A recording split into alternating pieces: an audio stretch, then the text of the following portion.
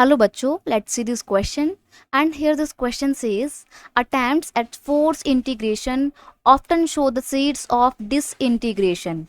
Support the statement with suitable argument. Question में आपको यहाँ पर एक स्टेटमेंट दिया हुआ है, आपको उस स्टेटमेंट को सपोर्ट करते हुए सुटेबल आर्ग्यूमेंट्स के साथ अपने आंसर को यहाँ पे लिखना है।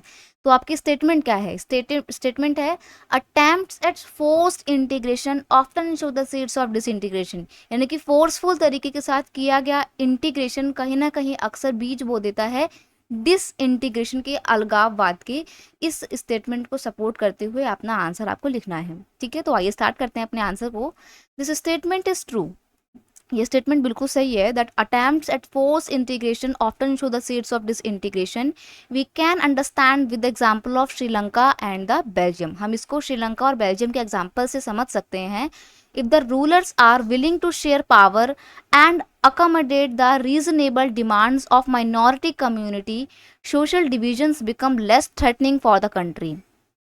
अगर रूलर्स विलिंग है पावर शेयर करने के लिए, यानी कि शक्तियों का बंटवारा करने के लिए सरकार बिल्कुल एग्री करती है और अकोमोडेट करने के लिए तैयार है माइनॉरिटी कम्युनिटी की डिमांड्स को, यानी कि माइनॉरिटी कम्युनिटी की, मेजॉरिटी कम्युनिटी की जो भी डिमांड्स हैं उनको एक साथ फुलफिल करने के लिए अगर सरकार तैयार है, तो ऐसे में social divisions become less threatening for the country. तो कंट्री में पाए जाने वाले सोशल डाइवर्सिटी देश के लिए खतरा साबित नहीं होगी। बट लेकिन if they suppress such a demand in the name of national unity, the end result is often quite the opposite. लेकिन अगर गवर्नमेंट कंट्री की यूनिटी के नाम पे, देश की एकता के नाम पे लोगों की डिमांड्स को सप्रेस करती है, दबाती है, तो इसका रिजल्ट फिर उल्टा हो सकता है।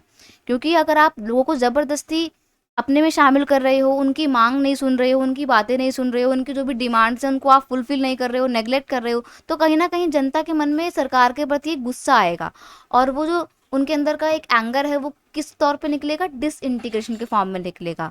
दस with such attempts at forceful integration often show the seeds of disintegration. तो यहाँ पर ये डिसइंटीग्रेशन है। तो हम देखते हैं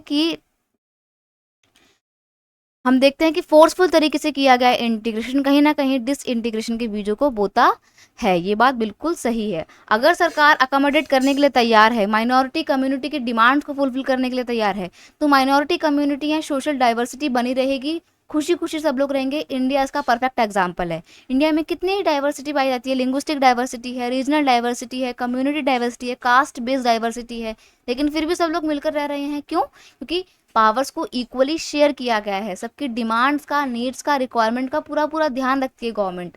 इसलिए सोशल डाइवर्सिटी बनी हुई है और ये कंट्री के लिए थ्रेटनिंग भी प्रूव नहीं होती है, खतरा भी साबित नहीं होती है।